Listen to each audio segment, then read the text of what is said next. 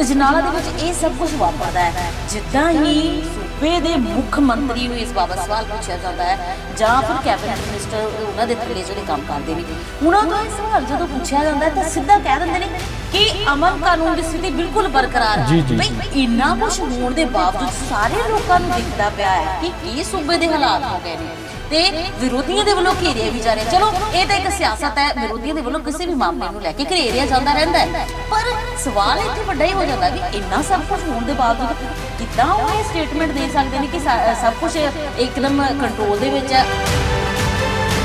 ਇੱਕ ਤਾਜ਼ਾ ਰਿਪੋਰਟ ਆਈ ਹੈ ਜਿਹਦੇ ਵਿੱਚ ਇਹ ਕਿਹਾ ਗਿਆ ਕਿ ਪੂਰੇ ਦੇਸ਼ ਵਿੱਚੋਂ ਸਭ ਤੋਂ ਵੱਧ ਇਸ ਵੇਲੇ ਅਪਰਾਧ ਪੰਜਾਬ 'ਚ ਹੋ ਰਹੇ ਨੇ। ਮੈਂ ਤੁਹਾਨੂੰ ਇੱਕ ਨਿੱਕੀ ਜਿਹੀ ਗੱਲ ਹੋਰ ਦੱਸ ਦਿੰਦਾ ਕਿ ਕੇਂਦਰ ਸਰਕਾਰ ਨੇ ਪੰਜਾਬ ਸਰਕਾਰ ਨੂੰ ਚਿੱਠੀ ਲਿਖੀ ਇੱਕ, ਉਹਨਾਂ ਨੇ ਕਿਹਾ ਕਿ ਜੇ ਤੁਸੀਂ ਅੰਮ੍ਰਿਤਪਾਲ ਨੂੰ ਨਹੀਂ ਸੰਭਾਲ ਸਕੇ ਹੈਗੇ ਤਾਂ ਜਿਹੜਾ ਕੌਮੀ ਇਨਸਾਫ ਮੋਰਚਾ ਆ ਇਹਨੂੰ ਕਿਵੇਂ ਸੰਭਾਲੋਗੇ। ਇਹ ਪੰਜਾਬ ਸਰਕਾਰ ਤੇ ਗਵਰਨਰ ਦੇ ਵਿਚਾਲੇ ਜਿਹੜਾ ਵਰਸਿਸ ਚੱਲਣਾ ਸ਼ੁਰੂ ਹੋ ਗਿਆ ਹੈ, ਜਾਨੀ ਇਹ ਕਾਟੋ ਕਲੇਸ਼ ਜਿਹੜਾ ਪੈਦਾ ਹੋ ਗਿਆ ਹੈ ਇਹ ਕਿਤੇ ਨਾ ਕਿਤੇ ਖਤਮ ਹੁੰਦਾ ਹੋਇਆ ਨਜ਼ਰ ਨਹੀਂ ਆ ਰਿਹਾ।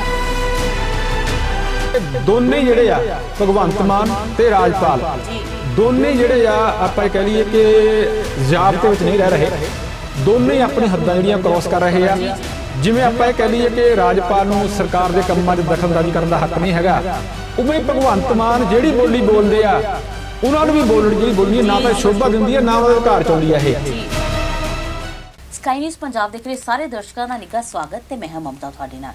ਸਕਾਈ ਨਿਊਜ਼ ਪੰਜਾਬ ਦੇ ਵੱਲੋਂ ਰੋਜ਼ਾਨਾ ਹੀ ਦੇਸ਼ ਤੇ ਸੂਬੇ ਦੇ ਨਾਲ ਜੁੜੇ ਅਹਿਮ ਤੇ ਗੰਭੀਰ ਮੁੱਦਿਆਂ ਦੇ ਬਾਬਤ ਵਿਚਾਰ ਚਰਚਾ ਕੀਤੀ ਜਾਂਦੀ ਹੈ ਤੇ ਇਹਨਾਂ ਸਾਰੇ ਮੁੱਦਿਆਂ ਨੂੰ ਲੈ ਕੇ ਵਿਵਾਕ ਵਿਸ਼ਲੇਸ਼ਣ ਦੇ ਲਈ ਸਾਡੇ ਨਾਲ ਸਟੂਡੀਓ ਦੇ ਵਿੱਚ ਮੌਜੂਦ ਹੁੰਦੇ ਨੇ ਕਮਲਜੀਤ ਸਿੰਘ ਵਨਬੈਦ। ਸੋ ਅੱਜ ਵੀ ਸਾਡੇ ਨਾਲ ਮੌਜੂਦ ਨੇ, ਦੇਸ਼ ਦੇ ਨਾਲ ਜੁੜੇ ਕੁਝ ਗੰਭੀਰ ਮੁੱਦਿਆਂ ਦੇ ਬਾਬਤ ਵਿਚਾਰ ਚਰਚਾ ਕਰਾਂਗੇ ਤਾਂ ਕਿਵੇਂ ਉਸ ਨੂੰ ਇੱਕ ਬਤੌਰ ਇੱਕ ਸੀਨੀਅਰ ਜਰਨਲਿਸਟ ਦੇ ਤੌਰ ਤੇ ਦੇਖਿਆ ਜਾ ਸਕਦਾ ਹੈ, ਕਿਉਂਕਿ ਕਹਿੰਦੇ ਨੇ ਮੀਡੀਆ ਜਾਂ ਫਿਰ ਇੱਕ ਸੀਨੀਅਰ ਜਰਨਲਿਸਟ ਜਿਹੜਾ ਆ ਉਹ ਮੀਡੀਆ ਦੇ ਵਿੱਚ ਜਾਂ ਫਿਰ ਇਸ ਦੁਨੀਆ ਦੇ ਵਿੱਚ ਚੌਥਾ ਸਤੰਭ ਹੁੰਦਾ ਹੈ ਤੇ ਕਿਵੇਂ ਨਜ਼ਰੀਆ ਦੇਖਿਆ ਜਾਂਦਾ ਹੈ। ਇਹ ਸਭ ਦੇ ਲਈ ਸਾਡੇ ਨਾਲ ਸਟੂਡੀਓ ਦੇ ਵਿੱਚ ਮੌਜੂਦ ਨੇ ਕਮਲਜੀਤ ਸਿੰਘ ਵਨਬੈਦ ਸਰ। ਸਭ ਤੋਂ ਪਹਿਲਾਂ ਮੈਂ ਸ਼ੁਰੂਆਤ ਕਰਾਂਗੀ ਜਿਵੇਂ ਕਿ ਸੂਬੇ ਦੇ ਵਿੱਚ ਗੈਂਗਸਟਰਵਾਦ ਆਪਣੇ ਪੈਰ ਫਸਾਰਦਾ ਜਾ ਰਿਹਾ ਹੈ ਤੇ ਉੱਥੇ ਹੀ ਗੈਂਗਸਟਰਵਾਦ ਦਾ ਖੌਫ ਲਗਾਤਾਰ ਬਰਕਰਾਰ ਹੈ। ਹੁਣ ਇਸ ਨੂੰ ਲੈ ਕੇ ਇੱਕ ਅਹਿਮ ਕੜੀ ਜਿਹੜੀ ਜੁੜ ਗਈ ਹੈ, ਕਿਉਂਕਿ ਪਹਿਲਾਂ ਜਿੱਦਾਂ ਜੇਲ੍ਹਾਂ ਤੋਂ ਬਾਹਰ ਹੁੰਦਾ ਸੀ ਜ਼ਿਆਦਾਤਰ ਇਹ ਚੀਜ਼ਾਂ, ਐਨਕਾਊਂਟਰ ਹੋ ਜਾਂਦੇ ਸੀ, ਲੜਾਈਆਂ ਹੁੰਦੀਆਂ ਸੀ, ਪਰ ਹੁਣ ਬੀਤੇ ਕੁਝ ਦਿਨਾਂ ਤੋਂ ਖਬਰਾਂ ਆ ਰਹੀਆਂ ਨੇ ਜੇਲ੍ਹ ਤੋਂ ਗੈਂਗਸਟਰਵਾਦ ਦੀਆਂ, ਜਾਨੀ ਜੇਲ੍ਹਾਂ ਦੇ ਵਿੱਚ ਲੜਾਈਆਂ ਹੋ ਰਹੀਆਂ ਨੇ। ਤੇ ਤਾਜ਼ਾ ਮਾਮਲਾ ਜਿਹੜਾ ਸਾਹਮਣੇ ਆਇਆ ਹੈ ਗੋਇੰਦਵਾਲ ਸਾਹਿਬ ਤੋਂ, ਜਿੱਥੇ ਕਿ ਦੋ ਗੈਂਗਸਟਰ ਆਪਸ ਦੇ ਵਿੱਚ ਭਿੜਦੇ ਨੇ, ਜਿਸ ਤੋਂ ਬਾਅਦ ਦੋ ਗੈਂਗਸਟਰਾਂ ਦੀ ਮੌਤ ਹੋ ਜਾਂਦੀ ਹੈ। ਕਿਸ ਤਰੀਕੇ ਦੇ ਨਾਲ ਦੇਖ ਸਕਦੇ ਹੋ? ਮਮਤਾ ਜੀ ਸਤਿ ਸ੍ਰੀ ਅਕਾਲ। ਪਿਆਰੇ ਦਰਸ਼ਕੋ, ਤੁਹਾਨੂੰ ਵੀ ਨਿੱਘਾ ਜੀ ਆਇਆਂ, ਤਹਿ ਦਿਲੋਂ ਸਵਾਗਤ। ਮਮਤਾ ਜੀ ਇਵੇਂ ਆ ਕਿ ਜਿਹੜੀ ਕੱਲ੍ਹ ਗੈਂਗਵਾਰ ਹੋਈ ਆ ਜੇਲ੍ਹ ਦੇ ਵਿੱਚ, ਉਹਦੇ ਨਾਲੋਂ ਵੱਧ ਚਿੰਤਾ ਇਸ ਗੱਲ ਦੀ ਆ ਕਿ ਜੇਲ੍ਹ ਵਿੱਚ ਉਹ ਹਥਿਆਰ ਕਿਵੇਂ ਪੁੱਜੇ। ਜੀ ਕਿਹਾ ਜਾਂਦਾ ਕਿ ਤੇਜ਼ਧਾਰ ਹਥਿਆਰ ਤੇ ਲੋਹੇ ਦੀਆਂ ਰੋਡਾਂ ਜਿਹੜੀਆਂ ਉਹ ਵਰਤੀਆਂ ਗਈਆਂ, ਸਿਰ ਪਾੜੇ ਗਏ ਤੇ ਦੋ ਜਣਿਆਂ ਜਿਨ੍ਹਾਂ ਦੀ ਮੌਤ ਹੋ ਗਈ। ਅਸਲ ਵਿੱਚ ਜਿਹੜੀ ਆਪਾਂ ਹੁਣ ਤੱਕ ਦੀ ਜਿਹੜੀ ਪੁਲਿਸ ਦੀ ਥਿਊਰੀ ਆ ਉਹ ਇਹ ਕੰਮ ਕਰਦੀ ਆ ਕਿ ਜਿਹੜਾ ਸਿੱਧੂ ਮੂਸੇਵਾਲੇ ਦਾ ਕਤਲ ਹੋਇਆ ਸੀ ਨਾ ਜੀ, ਉਹਦੇ ਕਤਲ ਦਾ ਕ੍ਰੈਡਿਟ ਲੈਣ ਲਈ ਜੀ ਜੱਗੂ ਭਗਵਾਨਪੁਰੀਆ ਤੇ ਲਾਰੈਂਸ ਬਿਸ਼ਨੋਈ ਇਹ ਦੋਨੇ ਗਰੁੱਪ ਆਪਸ ਵਿੱਚ ਭਿੜ ਰਹੇ ਆ ਤੇ ਜਿਹੜੀ ਅੰਦਰ ਲੜਾਈ ਹੋਈ ਆ ਉਹ ਵੀ ਇਸੇ ਦਾ ਨਤੀਜਾ ਆ। ਤੇ ਤੁਹਾਡੇ ਧਿਆਨ 'ਚ ਹੋਣਾ ਕਿ ਸ਼ਾਇਦ ਲਾਰੈਂਸ ਬਿਸ਼ਨੋਈ ਨੇ ਇਹਦੀ ਜਿਹੜੀ ਆ ਜ਼ਿੰਮੇਵਾਰੀ ਵੀ ਲੈ ਲਈ ਆ ਕਿ ਅਸੀਂ ਜਿਹੜੇ ਆ ਮੇਰੇ ਗਰੁੱਪ ਨੇ ਦੋ ਬੰਦੇ ਮਾਰੇ ਆ। ਜੀ ਜੀ ਜੀ ਤੁਹਾਡੇ ਧਿਆਨ 'ਚ ਇਹ ਵੀ ਹੋਣਾ ਕਿ ਜਦੋਂ ਸਿੱਧੂ ਮੂਸੇਵਾਲੇ ਦਾ ਕਤਲ ਹੋਇਆ ਸੀਗਾ ਉਦੋਂ ਵੀ ਸਭ ਤੋਂ ਪਹਿਲਾਂ ਫੋਨ ਲਾਰੈਂਸ ਬਿਸ਼ਨੋਈ ਨੂੰ ਗਿਆ ਸੀਗਾ ਤੇ ਲਾਰੈਂਸ ਬਿਸ਼ਨੋਈ ਹੀ ਨੇ ਹੀ ਜਿਹੜੀ ਆ ਆਪਣੀ ਜ਼ਿੰਮੇਵਾਰੀ ਲਈ ਸੀਗੀ।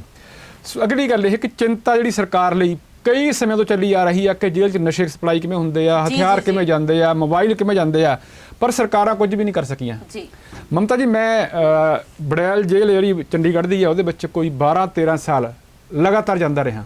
ਜੀ ਜੀ ਸੋ ਜੇ ਤੁਸੀਂ ਜੇਲ੍ਹਾਂ ਦੇ ਅੰਦਰਲੀ ਗੱਲ ਕਰੋਗੇ ਨਾ ਫਰੋਲੋਗੇ, ਇੰਨਾ ਕੁ ਬੁਰਾ ਹਾਲ ਆ ਜੇਲ੍ਹਾਂ ਵਿੱਚ ਕਿ ਜਿਹੜੇ ਕੈਦੀ ਆ ਉਹ ਆਪਸ 'ਚ ਕਿਵੇਂ ਭਿੜਦੇ ਆ, ਜਾਂ ਜੇਲ੍ਹਾਂ ਵਿੱਚ ਜਿਹੜੀਆਂ ਬਦਮਾਸ਼ੀਆਂ ਕਿਵੇਂ ਚੱਲਦੀਆਂ, ਜੇਲ੍ਹਾਂ ਵਿੱਚ ਜਿਹੜੇ ਨੰਬਰਦਾਰ ਕਿਵੇਂ ਰੱਖੇ ਹੋਏ ਆ, ਪ੍ਰਸ਼ਾਸਨ ਨੇ ਆਪਣੇ ਗੁੰਡੇ ਕਿਵੇਂ ਪਾਲੇ ਹੋਏ ਆ, ਜਾਂ ਆਪਾਂ ਇਹ ਕਹਿ ਲਈਏ ਕਿ ਜੇਲ੍ਹਾਂ ਵਿੱਚ ਜਿਹੜੀਆਂ ਬਾਹਰ ਅਪਰਾਧਿਕ ਗਤੀਵਿਧੀ ਵਾਪਰਦੀਆਂ ਉਹ ਜੇਲ੍ਹਾਂ 'ਚ ਗੁੰਦੀਆਂ ਜਾਂਦੀਆਂ। ਜੀ ਜੀ ਮਤਲਬ ਕਿਹਾ ਜਾਂਦਾ ਕਿ ਇੱਕ ਕਈ ਵਾਰੀ ਬਹੁਤੀ ਵਾਰੀ ਇੱਕ ਆਮ ਬੰਦਾ ਜਿਹੜਾ ਆਮ ਚੋਰ ਹੈ ਜਦੋਂ ਜੇਲ੍ਹ 'ਚ ਜਾਂਦਾ ਨਾ ਜੀ, ਉਹ ਇੱਕ ਅਪਰਾਧਿਕ ਵਿਅਕਤੀ ਬੰਦਾ ਬਾਹਰ ਨਿਕਲਦਾ, ਜਦੋਂ ਕਿ ਕਹਿੰਦੇ ਆਪਾਂ ਇਹ ਸੀਗੇ ਕਿ ਜੇਲ੍ਹਾਂ ਜਿਹੜੀਆਂ ਉਹ ਸੁਧਾਰ ਕਰ ਆ।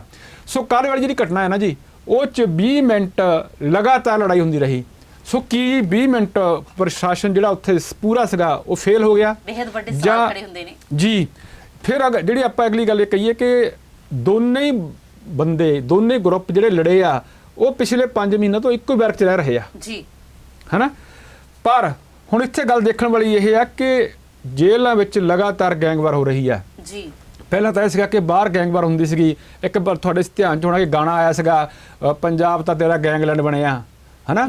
ਤੇ ਹੁਣ ਜਿਹੜੇ ਬਾਹਰ ਲਗਾਤਾਰ ਸਰਕਾਰਾਂ ਪੁਲਿਸ ਜਿਹੜੀ ਉਹ ਗੈਂਗਸਟਰ ਨੱਪ ਰਹੀ ਆ, ਪੁਲਿਸ ਮੁਕਾਬਲੇ ਹੋ ਰਹੇ ਆ, ਕਿੰਨੇ ਸਾਰੇ ਮਾਰੇ ਗਏ ਆ। ਪਰ ਆਪਾਂ ਇੱਥੇ ਮੈਨੂੰ ਇੱਕ ਅਫਸੋਸ ਨਾਲ ਗੱਲ ਵੀ ਕਹਿਣੀ ਨਹੀਂ ਪੈ ਰਹੀ ਆ ਕਿ ਪੰਜਾਬ ਵਿੱਚ ਸਿਰਫ ਗੈਂਗਵਾਰ ਨਹੀਂ, ਅਮਨ ਤੇ ਕਾਨੂੰਨ ਦੀ ਸਥਿਤੀ ਜਿਹੜੀ ਬਹੁਤ ਖਰਾਬ ਹੋ ਚੁੱਕੀ ਆ। ਜੀ ਜੀ ਜੀ। ਪਰ ਜੇ ਆਪਾਂ ਜਿਹੜੇ ਅੰਕੜੇ ਸਾਡੇ ਕੋਲੇ ਉਹਦੀ ਗੱਲ ਕਰ ਲਈਏ ਕਿ ਪਿਛਲੇ 2 ਮਹੀਨਿਆਂ ਵਿੱਚ 5 ਜਿਹੜੇ ਗੈਂਗਸਟਰ ਲੜਾਈਆਂ ਜਿਹੜੀਆਂ ਆ ਉਹ ਜੇਲ੍ਹਾਂ ਵਿੱਚ ਹੋਈਆਂ। ਸਭ ਤੋਂ ਪਹਿਲਾਂ ਜਿਹੜੀ ਦਸੰਬਰ ਵਿੱਚ ਨਾ ਜੀ ਲੁਧਿਆਣੇ ਇੱਕ ਲੜਾਈ ਹੋਈ ਸੀਗੀ ਜੀ, ਜਿਹਦੇ ਵਿੱਚ 4 ਗੈਂਗਸਟਰ ਆਪ ਵਿੱਚ ਭਿੜ ਪਏ ਸੀਗੇ ਔਰ ਚਾਰੋਂ ਦੇ ਚਾਰ ਜਿਹੜੇ ਫੱਟੜ ਹੋਏ ਸੀਗੇ। ਫਿਰ ਬਠਿੰਡਾ ਵਿੱਚ ਜਨਵਰੀ ਵਿੱਚ ਇੱਕ ਲੜਾਈ ਹੋਈ ਕੇਂਦਰੀ ਜੇਲ੍ਹ ਬਠਿੰਡਾ ਵਿੱਚ, ਜਿੱਥੇ ਕੈਦੀ ਦਾ ਨੱਕ ਹੀ ਵੱਢ ਕੇ ਲੈ ਗਏ, ਹਨਾ। ਉਸ ਤੋਂ ਬਾਅਦ ਆਪਾਂ ਹੋਰ ਗੱਲ ਕਰ ਲਈਏ, ਬਠਿੰਡਾ ਵਿੱਚ ਜਨਵਰੀ ਫਿਰ ਲੜਾਈ ਹੁੰਦੀ ਆ ਜੀ ਜੀ ਜੀ। ਤੇ ਉਸ ਤੋਂ ਬਾਅਦ ਆਪਾਂ ਗੱਲ ਕਰ ਲਈਏ ਫਿਰੋਜ਼ਪੁਰ ਦੀ, ਫਰਵਰੀ ਵਿੱਚ ਫਿਰੋਜ਼ਪੁਰ 'ਚ 2 ਗੈਂਗਸਟਰ ਗਰੁੱਪ ਆਪਸ ਭਿੜੇ ਆ ਤੇ ਹੁਣ ਗੋਇੰਦਵਾਲ ਜਿਹੜਾ ਆ 2 ਮੌਤਾਂ ਹੋਈਆਂ। ਪਰ ਸਭ ਤੋਂ ਵੱਡੀ ਲੜਾਈ ਜਿਹੜੀ ਆਪਾਂ ਉਹ ਕੱਲ੍ਹ ਵਾਲੀ ਮੰਨਾਂਗੇ।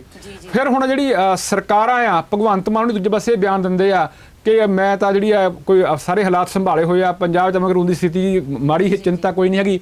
ਦੂਜੇ ਪਾਸੇ ਤੁਸੀਂ ਇਹ ਦੇਖੋਗੇ ਕਿ ਜਿਹੜੇ NRI ਆ ਉਹ ਪੰਜਾਬ 'ਚ ਤੋਂ ਡਰਨ ਲੱਗ ਗਏ, ਜਾਂ ਆਪਾਂ ਇਹ ਕਹਿ ਲਈਏ ਕਿ ਜਿਹੜੇ ਪੰਜਾਬ ਦੇ ਲੋਕ ਆ ਉਹ ਆਪਣੇ ਬੱਚਿਆਂ ਨੂੰ ਬਾਹਰ ਕੱਢਣ ਲੱਗ ਗਏ। ਸਿਰਫ ਇਸ ਕਰਕੇ ਨਹੀਂ ਕਿ ਰੁਜ਼ਗਾਰ ਨਹੀਂ ਮਿਲਦਾ, ਇਸ ਕਰਕੇ ਵੀ ਉਹ ਕਹਿਣ ਲੱਗ ਗਏ ਕਿ ਇੱਥੇ ਬੱਚੇ ਸਾਡੇ ਜਿਹੜੇ ਸੇਫ ਨਹੀਂ, ਸੁਰੱਖਿਅਤ ਨਹੀਂ ਹੈ, ਇਸ ਲਈ ਬੱਚਿਆਂ ਨੂੰ ਬਾਹਰ ਕੱਢ ਦਿਓ। ਬਨਵੈਦ ਜੀ, ਇੱਥੇ ਹੈਰਾਨੀ ਵਾਲੀ ਗੱਲ ਇਹ ਹਰ ਵਾਰ ਸਵਾਲ ਕਹਿ ਸਕਦੇ ਕਿ ਮੇਰੇ ਜ਼ਿਹਨ ਦੇ ਵਿੱਚ ਵੀ ਬਹੁਤ ਆਉਂਦਾ ਹੈ ਬਈ ਇੰਨਾ ਕੁਝ ਹੋ ਜਾਂਦਾ ਹੈ। ਜਿਵੇਂ ਆਪਾਂ ਅਜਨਾਲਾ ਹਿੰਸਾ ਦੀ ਵੀ ਕਾਫੀ ਦਿਨਾਂ ਤੋਂ ਡਿਸਕਸ਼ਨ ਕਰ ਰਹੇ ਹਾਂ ਨਾ, ਅਜਨਾਲਾ ਦੇ ਵਿੱਚ ਇਹ ਸਭ ਕੁਝ ਵਾਪਰਦਾ ਹੈ। ਜਿੱਦਾਂ ਹੀ ਸੂਬੇ ਦੇ ਮੁੱਖ ਮੰਤਰੀ ਨੂੰ ਇਸ ਬਾਬਤ ਸਵਾਲ ਪੁੱਛਿਆ ਜਾਂਦਾ ਹੈ ਜਾਂ ਫਿਰ ਕੈਬਨਿਟ ਮਿਨਿਸਟਰ ਉਹਨਾਂ ਦੇ ਥੱਲੇ ਜਿਹੜੇ ਕੰਮ ਕਰਦੇ ਨੇ ਉਹਨਾਂ ਤੋਂ ਇਹ ਸਵਾਲ ਜਦੋਂ ਪੁੱਛਿਆ ਜਾਂਦਾ ਹੈ ਤਾਂ ਸਿੱਧਾ ਕਹਿ ਦਿੰਦੇ ਨੇ ਕਿ ਅਮਨ ਕਾਨੂੰਨ ਦੀ ਸਥਿਤੀ ਬਿਲਕੁਲ ਬਰਕਰਾਰ ਹੈ। ਬਈ ਇੰਨਾ ਕੁਝ ਹੋਣ ਦੇ ਬਾਵਜੂਦ ਸਾਰੇ ਲੋਕਾਂ ਨੂੰ ਦਿਖਦਾ ਪਿਆ ਹੈ ਕਿ ਕੀ ਸੂਬੇ ਦੇ ਹਾਲਾਤ ਹੋ ਗਏ ਨੇ ਤੇ ਵਿਰੋਧੀਆਂ ਦੇ ਵੱਲੋਂ ਘੇਰਿਆ ਵੀ ਜਾ ਰਿਹਾ। ਚਲੋ ਇਹ ਤਾਂ ਇੱਕ ਸਿਆਸਤ ਹੈ, ਵਿਰੋਧੀਆਂ ਦੇ ਵੱਲੋਂ ਕਿਸੇ ਵੀ ਮਾਮਲੇ ਨੂੰ ਲੈ ਕੇ ਘੇਰਿਆ ਜਾਂਦਾ ਰਹਿੰਦਾ ਹੈ, ਪਰ ਸਵਾਲ ਇੱਥੇ ਵੱਡਾ ਹੀ ਹੋ ਜਾਂਦਾ ਵੀ ਇੰਨਾ ਸਭ ਕੁਝ ਹੋਣ ਦੇ ਬਾਵਜੂਦ ਕਿੱਦਾਂ ਉਹ ਇਹ ਸਟੇਟਮੈਂਟ ਦੇ ਸਕਦੇ ਨੇ ਕਿ ਸਭ ਕੁਝ ਇੱਕਦਮ ਕੰਟਰੋਲ ਦੇ ਵਿੱਚ ਹੈ, ਅਸੀਂ ਪੰਜਾਬ ਨੂੰ ਨੰਬਰ 1 ਸੂਬਾ ਬਣਾਵਾਂਗੇ। ਇਸ ਪਿੱਛੇ ਕੀ ਕਾਰਨ ਕੀ ਹੈ? ਇੰਨਾ ਈਜ਼ੀ ਕਿਉਂ ਹੈ ਉਹਨਾਂ ਦੇ ਲਈ ਸਭ ਕੁਝ ਦੇਖ ਸੁਣ ਕੇ ਵੀ ਇਹ ਬਿਆਨ ਦੇਣੇ? ਮਮਤਾ ਜੀ, ਆਪਾਂ ਨਾ ਗੱਲ ਕਰਾਂਗੇ ਲੌਜਿਕ ਨਾਲ। ਉਹ ਤਾਂ ਤੁਸੀਂ ਜਿਵੇਂ ਆਪ ਕਿਹਾ ਕਿ ਸਿਆਸੀ ਤੌਰ ਤੇ ਬਿਆਨ ਦਿੰਦੇ ਆ। ਇੱਕ ਤਾਜ਼ਾ ਰਿਪੋਰਟ ਆਈ ਆ ਜਿਹਦੇ ਵਿੱਚ ਇਹ ਕਿਹਾ ਗਿਆ ਕਿ ਪੂਰੇ ਦੇਸ਼ ਵਿੱਚੋਂ ਸਭ ਤੋਂ ਵੱਧ ਇਸ ਵੇਲੇ ਅਪਰਾਧ ਪੰਜਾਬ 'ਚ ਹੋ ਰਹੇ ਆ। ਜਿਹੜੇ 5 ਸੂਬੇ ਟੌਪ ਤੇ ਕੱਢੇ ਗਏ ਆ, ਹੈਰਾਨੀ ਦੀ ਗੱਲ ਤੁਸੀਂ ਇਹ ਆ ਕਿ ਉਹ 'ਚ ਨਾ ਬਿਹਾਰ ਆਉਂਦਾ ਨਾ ਯੂਪੀ ਆਉਂਦਾ। ਜਿੱਥੇ ਆਪਾਂ ਕਹਿੰਦੇ ਸੀ ਕਿ ਪਹਾੜੇ ਤੇ ਜਿਹੜੇ ਆ ਉਹ ਮਰਡਰ ਹੁੰਦੇ ਆ, ਪਹਾੜੇ ਤੇ ਜਿਹੜੇ ਅਪਰਾਧੀ ਲਾਏ ਜਾਂਦੇ ਆ, ਪਰ ਪੰਜਾਬ ਵਿੱਚ ਇਸ ਵੇਲੇ ਸਭ ਤੋਂ ਵੱਧ ਜਿਹੜੇ ਮਰਡਰ ਆ ਉਹ ਹੋ ਰਹੇ ਆ। ਤੁਹਾਡੇ ਇੱਕ ਧਿਆਨ 'ਚ ਹੋਰ ਗੱਲ ਆਉਣਾ, ਜਦੋਂ ਕੈਪਟਨ ਅਮਰਿੰਦਰ ਸਿੰਘ ਦੀ ਸਰਕਾਰ ਸੀਗੀ ਉਸ ਵੇਲੇ ਹਰ ਰੋਜ਼ 2 ਤੋਂ 3 ਜਿਹੜੇ ਮਰਡਰ ਹੋਇਆ ਕਰਦੇ ਸੀਗੇ। ਚੰਨੀ ਕੁ ਵੇਲੇ ਲਗਭਗ ਇਹ ਗਿਣਤੀ ਪਹੁੰਚ ਗਈ ਸੀ ਕੋਈ 5 ਦੇ ਨੇੜੇ ਤੇੜੇ। ਅੱਜ ਕੱਲ੍ਹ ਜਿਹੜੀ ਔਸਤ ਪੰਜਾਬ ਵਿੱਚ ਉਹ ਰਿਪੋਰਟ ਦੇ ਮੁਤਾਬਕ ਜਿਹੜੇ ਕਤਲ ਹੋ ਰਹੇ ਆ ਨਾ ਜੀ ਉਹ 7 ਤੋਂ 8 ਹੋ ਰਹੇ ਆ। ਸੋ ਜਿਹੜੀ ਲੁੱਟ ਮਾਰ ਦੀਆਂ ਘਟਨਾਵਾਂ ਆ, ਸਨੈਚਿੰਗ ਹੋ ਰਹੀ ਆ, ਬੈਂਕ ਲੁੱਟ ਲਏ, ਪੈਟਰੋਲ ਪੰਪ ਲੁੱਟ ਲਿਆ, ਉਹ ਸਾਰੀਆਂ ਵੱਖਰੀਆਂ। ਪਰ ਜਿਹੜੇ ਲੋਕ, ਅੱਛਾ ਇੱਕ ਹੋਰ ਗੱਲ ਦੱਸਣਾ ਇੱਥੇ ਕਿ ਜਿਹੜੇ ਸਾਡੇ ਕੋਲ ਰਿਕਾਰਡ ਆ, ਇੱਕ ਤਾਜ਼ਾ ਰਿਪੋਰਟ ਆ, ਉਹ ਸਿਰਫ ਉਹ ਕੇਸ ਆ ਜਿਹੜੇ ਕੇਸ ਪੁਲਿਸ ਰਜਿਸਟਰਡ ਕਰਦੀ ਆ। ਪਰ ਕਈ ਸਾਰੇ ਕੇਸ ਤਾਂ ਇਹੋ ਜਿਹੇ ਇੱਥੇ ਜਿਹੜੇ ਪੁਲਿਸ ਕੋਲੇ ਪਹੁੰਚਦੇ ਹੀ ਨਹੀਂ ਹੈਗੇ। ਕਈ ਸਾਰੇ ਕੇਸ ਇਹੋ ਜਿਹੇ ਆ ਕਿ ਲੋਕ ਜਿਹੜੇ ਆ ਪੰਚਾਇਤਾਂ 'ਚ ਫੈਸਲਾ ਕਰ ਲੈਂਦੇ ਆ, ਜਾਂ ਕਈ ਸਾਰੇ ਜਿਹੜੇ ਡਰਦੇ ਮਾਰੇ ਆ ਉਹ ਲੁਕੋ ਲੈ ਜਾਂਦੇ ਆ। ਸੋ ਇਸ ਕਰਕੇ ਪੰਜਾਬ ਜਿਹੜਾ ਆਪਾਂ ਇਸ ਵੇਲੇ ਕਹਾਂਗੇ ਕਿ ਇਸ ਪੱਖੋਂ ਘੱਟੋ ਘੱਟ ਬਹੁਤ ਜਿਹੜੀ ਆ ਉਹ ਮਾੜੀ ਸਥਿਤੀ ਵਿੱਚ ਆ। ਤੇ ਮੈਂ ਇਹ ਵੀ ਕਹਿਦਾ ਕਿ ਸਰਕਾਰਾਂ ਤਾਂ ਜਿਹੜੀਆਂ ਮੈਂ ਤੁਸੀਂ ਕਿਹਾ ਬਚਦੀਆਂ ਹੁੰਦੀਆਂ, ਦੂਜੀਆਂ ਪਾਰਟੀਆਂ ਤੁਹਮਤਾਂ ਲਾਉਂਦੀਆਂ ਹੁੰਦੀਆਂ, ਪਰ ਤੁਸੀਂ ਅਸੀਂ ਸਮਾਜ ਜੋ ਭੁਗਤ ਰਿਹਾ ਉਹਨੂੰ ਤਾਂ ਆਪਾਂ ਝੁਠਲਾ ਨਹੀਂ ਸਕਦੇ ਨਾ ਜੀ। ਇਸ ਵੇਲੇ ਜਿਹੜੇ ਪੰਜਾਬ ਬੜੇ ਨਾਜ਼ੁਕ ਦੌਰ 'ਚ ਲੰਘ ਰਿਹਾ, ਚਾਹੇ ਆਪਾਂ ਗੱਲ ਅੰਮ੍ਰਿਤਪਾਲ ਦੀ ਕਰ ਲਈਏ, ਚਾਹੇ ਆਪਾਂ ਕੌਮੀ ਇਨਸਾਫ ਮੋਰਚੇ ਦੀ ਕਰ ਲਈਏ। ਹੁਣ ਮੈਂ ਤੁਹਾਨੂੰ ਇੱਕ ਨਿੱਕੀ ਜਿਹੀ ਗੱਲ ਹੋਰ ਦੱਸ ਦਿੰਦਾ ਕਿ ਕੇਂਦਰ ਸਰਕਾਰ ਨੇ ਪੰਜਾਬ ਸਰਕਾਰ ਨੂੰ ਚਿੱਠੀ ਲਿਖੀ ਇੱਕ, ਉਹਨਾਂ ਨੇ ਕਿਹਾ ਕਿ ਜੇ ਤੁਸੀਂ ਅੰਮ੍ਰਿਤਪਾਲ ਨੂੰ ਨਹੀਂ ਸੰਭਾਲ ਸਕੇ ਹੈਗੇ ਤਾਂ ਜਿਹੜਾ ਕੌਮੀ ਇਨਸਾਫ ਮੋਰਚਾ ਆ ਇਹਨੂੰ ਕਿਵੇਂ ਸੰਭਾਲੋਗੇ? ਇਹ ਦੱਸੋ ਸਾਨੂੰ ਕਿ ਜੇ ਕੱਲ ਨੂੰ ਇੱਥੇ ਕੋਈ ਭੜਕਾਹਟ ਹੋ ਜਾਂਦੀ ਹੈ ਕੌਮੀ ਇਨਸਾਫ ਮੋਰਚੇ ਵਿੱਚ ਤਾਂ ਤੁਸੀਂ ਹਾਲਾਤ ਕਿਵੇਂ ਸੰਭਾਲਣੇ ਆ? ਕਿਉਂਕਿ ਗਿਣਤੀ ਜਿਹੜੀ ਆ ਹੁਣ ਹੌਲੀ ਹੌਲੀ ਹਜ਼ਾਰਾਂ ਤੋਂ ਲੱਖਾਂ ਦੇ ਵਿੱਚ ਤਬਦੀਲ ਹੋਣੀ ਸ਼ੁਰੂ ਹੋ ਗਈ। ਜੀ ਜੀ, ਉਹ ਇਹ ਤੋਂ ਬਾਅਦ 3 ਘੰਟੇ ਪੁਲਿਸ ਨੇ ਮੀਟਿੰਗ ਕੀਤੀ ਔਰ ਇਹ ਹੈ ਸੱਚਾਈ ਆ ਕਿ ਦੇਖੋ ਚਾਹੇ ਦੇਖੋ ਜਿਹੜਾ ਕਿਸਾਨ ਅੰਦੋਲਨ ਚੱਲ ਰਿਹਾ ਦਿੱਲੀ ਦੀਆਂ ਬਰੂਹਾਂ ਤੇ, ਉੱਥੇ ਵੀ ਬੜੀਆਂ ਗੜਬੜੀਆਂ, ਸਿਰਫ ਆਪਾਂ ਇਹ ਕਰੀਏ ਕਿਸਾਨ ਅਸੀਂ ਕਰਦੇ, ਬਾਹਰਲੇ ਅੰਸਰ ਆਏ ਕਰਨ ਦੇ ਸੀਗੇ, ਇੱਥੇ ਵੀ ਬਾਹਰਲੇ ਅੰਸਰ ਜਿਹੜੇ ਆ ਕੇ ਲੜਾਈ ਕਰ ਸਕਦੇ ਆ, ਕੁਝ ਵੀ ਕਰ ਸਕਦਾ ਬਦਨਾਮ ਕਰਨ ਲਈ। ਪਰ ਮੈਨੂੰ ਇਹ ਲੱਗਦਾ ਕਿ ਕੇਂਦਰ ਸਰਕਾਰ ਵੀ ਇਹ ਚਾਹੁੰਦੀ ਆ ਕਿ ਜਿਹੜੀ ਆਮ ਆਦਮੀ ਪਾਰਟੀ ਦੀ ਸਰਕਾਰ ਹੈ ਨਾ ਜੀ, ਉਹ ਬਦਨਾਮ ਹੋ ਜਾਏ। ਪਰ ਭਗਵੰਤ ਸਿੰਘ ਮਾਨ ਹੁਣੀ ਕਈ ਪੱਖਾਂ ਤੋਂ ਵਧੀਆ ਮੁੱਖ ਮੰਤਰੀ ਹੋਣ ਦੇ ਬਾਵਜੂਦ ਵੀ ਜਿਹੜੀ ਅਮਨ ਕਾਨੂੰਨ ਦੀ ਸਥਿਤੀ ਆ ਉਹਦੇ ਕੰਟਰੋਲ 'ਚ ਨਹੀਂ ਹੈ। ਜੀ ਜੀ, ਆਪਾਂ ਗੱਲ ਕਰ ਲਈਏ, ਆਮ ਆਦਮੀ ਪਾਰਟੀ ਦੀ ਗੱਲ ਹੋ ਰਹੀ ਹੈ, ਸੂਬੇ ਦੇ ਮੁੱਖ ਮੰਤਰੀ ਦੀ ਗੱਲ ਹੋ ਰਹੀ ਹੈ, ਤੇ ਹੁਣ ਆਮ ਆਦਮੀ ਪਾਰਟੀ ਦੀ ਜਦੋਂ ਗੱਲ ਹੁੰਦੀ ਹੈ ਤਾਂ ਇਸੇ ਦੇ ਨਾਲ ਵੱਡੇ ਆਗੂਆਂ ਦੀ ਗੱਲ ਜੁੜ ਜਾਂਦੀ ਹੈ। ਮੈਂ ਗੱਲ ਕਰਨਾ ਚਾਹ ਰਹੀ ਹਾਂ ਮਨੀਸ਼ ਸਿਸੋਦੀਆ, ਜੋ ਕਿ ਵੱਡੇ ਆਗੂ ਨੇ ਆਮ ਆਦਮੀ ਪਾਰਟੀ ਦੇ ਵਿੱਚ, ਤੇ ਹੁਣ ਅਰੈਸਟ ਪੈ ਜਾਂਦੀ ਹੈ ਉਹਨਾਂ ਦੀ, ਜਿਸ ਨੂੰ ਲੈ ਕੇ ਅਜੇ ਵੀ ਖਬਰਾਂ ਆ ਰਹੀਆਂ ਨੇ ਕਿ ਉਹਨਾਂ ਨੂੰ ਲੈ ਕੇ ਇਸ ਵਿਰੋਧ ਦੇ ਵਿੱਚ ਭਾਜਪਾ ਦੇ ਦਫ਼ਤਰਾਂ ਦਾ ਘਿਰਾਓ ਕੀਤਾ ਜਾਵੇ। ਹੁਣ ਇਹ ਗ੍ਰਿਫਤਾਰੀ ਹੁੰਦੀ ਹੈ, ਜਾਣੀ ਜਿਵੇਂ ਮੈਂ ਪਹਿਲਾਂ ਵੀ ਗੱਲ ਕੀਤੀ ਹੈ ਕਿ ਜਦੋਂ ਅਜਿਹਾ ਕੁਝ ਵੀ ਹੁੰਦਾ, ਚਾਹੇ ਉਹ ਆਪਾਂ SIT ਵਾਲੇ ਕੇਸ ਕੋਟਕਪੂਰਾ ਗੋਲੀकांड ਦੀ ਲੈ ਲਈਏ, ਤਾਂ ਜਦੋਂ ਕੋਈ ਅਜਿਹੀਆਂ ਕਾਰਵਾਈਆਂ ਹੁੰਦੀਆਂ ਨੇ ਤਾਂ ਸਿਆਸਤ ਦੇ ਵਿੱਚ ਇਹ ਕਿਹਾ ਜਾਂਦਾ ਹੈ ਭਈ ਇਹ ਸਭ ਕੁਝ ਸਿਆਸਤ ਤੋਂ ਪ੍ਰੇਰਿਤ ਹੈ, ਇਹ ਤਾਂ ਸਿਰਫ ਸਿਆਸੀ ਬਦਲਾਖੋਰੀ ਹੈ। ਤਾਂ ਸੋ ਇਸੇ ਤਰੀਕੇ ਦੇ ਨਾਲ ਜਿਵੇਂ ਕੋਟਕਪੂਰਾ ਗੋਲੀकांड ਨੂੰ ਲੈ ਕੇ ਸੁਖਵੀਰ ਬਾਦਲ ਇਹ ਕਹਿੰਦੇ ਨਜ਼ਰ ਆ ਰਹੇ ਨੇ, ਆਮ ਆਦਮੀ ਪਾਰਟੀ ਦੇ ਉੱਤੇ ਇਲਜ਼ਾਮ ਲਗਾ ਰਹੇ ਨੇ ਵੀ ਸਿਆਸੀ ਬਦਲਾਖੋਰੀ ਹੈ, ਉਸੇ ਹੀ ਆਮ ਆਦਮੀ ਪਾਰਟੀ ਦਾ ਇਹ ਕਹਿਣਾ ਵੀ ਇਹ ਭਾਜਪਾ ਦੀ ਬਦਲਾਖੋਰੀ ਹੈ। ਆਪਾਂ ਇਸ ਨੂੰ ਕਿਸ ਤਰੀਕੇ ਦੇ ਨਾਲ ਦੇਖ ਸਕਦੇ ਹਾਂ? ਦੇਖੋ ਇਹ ਜਿਹੜੀ ਆਬਕਾਰੀ ਨੀਤੀ ਆ, ਜਿਸ ਨੀਤੀ ਨੂੰ ਲੈ ਕੇ ਮਨੀਸ਼ ਸਿਸੋਦੀਆ ਦੀ ਗ੍ਰਿਫਤਾਰੀ ਹੋਈ ਆ, ਇਹ ਪਾਲਿਸੀ ਰੱਦ ਹੋ ਚੁੱਕੀ ਆ। ਇਹ ਪਾਲਿਸੀ 2021-2022 ਦੀ ਆ। ਥੋੜਾ ਜਿਹਾ ਮੈਂ ਧਿਆਨ ਚ ਲਿਆਦਾ ਇਹ ਕਿ ਆਮ ਆਦਮੀ ਪਾਰਟੀ ਦੀ ਸਰਕਾਰ ਨੇ ਕਿਹਾ ਸੀਗਾ ਕਿ ਜਿਹੜੀ ਸਾਡੀ 2021-2022 ਦੀ ਆਬਕਾਰੀ ਪਾਲਿਸੀ ਆ, ਉਹਦੇ ਰਾਹੀਂ ਸਾਨੂੰ ਸ਼ਰਾਬ ਤੋਂ ਬਹੁਤ ਸਾਰਾ ਮਾਲੀਆ ਜਿਹੜਾ ਰੈਵਨਿਊ ਵਧੂਗਾ।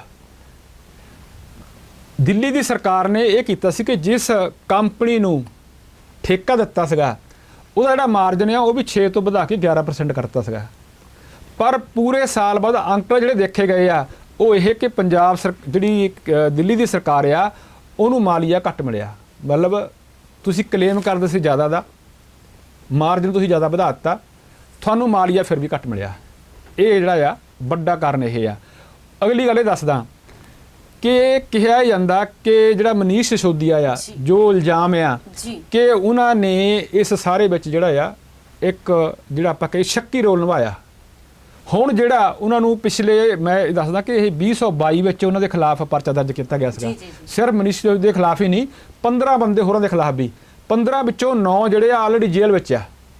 ਮਨੀਸ਼ ਸਿਸੋਦੀਆ ਜਿਹੜੇ ਆ ਇਹ ਕਿਹਾ ਜਾਂਦਾ ਕਿ ਇਹਨਾਂ ਨੇ ਜਦੋਂ ਉਹ ਪਾਲਿਸੀ ਦੀ ਗੱਲ ਹੁੰਦੀ ਸੀ ਉਹਦੇ ਨਾਲ ਲਈ ਇਹਨਾਂ ਨੇ 11 ਵੱਖ-ਵੱਖ ਫੋਨ ਰੱਖੇ ਹੋਏ ਸੀਗੇ, ਔਰ ਜਿਹੜੇ 11 ਸਿਮ ਨੇ ਨਸ਼ਟ ਕਰਤੇ, ਔਰ ਜਿਹੜੇ ਉਹ ਫੋਨ ਇਹਨਾਂ ਦੇ ਕੋਲ ਹੁੰਦੇ ਸੀ ਉਹ ਕਈ ਹੋਰ ਲੋਕਾਂ ਦੇ ਨਾਂ ਤੇ ਵੀ ਸੀਗੇ। ਇਹ ਵੀ ਕਿਹਾ ਜਾਂਦਾ ਕਿ ਇਹਨਾਂ ਨੇ ਜਿਹੜਾ ਸਾਰਾ ਰਿਕਾਰਡ ਆ ਉਹ ਨਸ਼ਟ ਕਰਤਾ।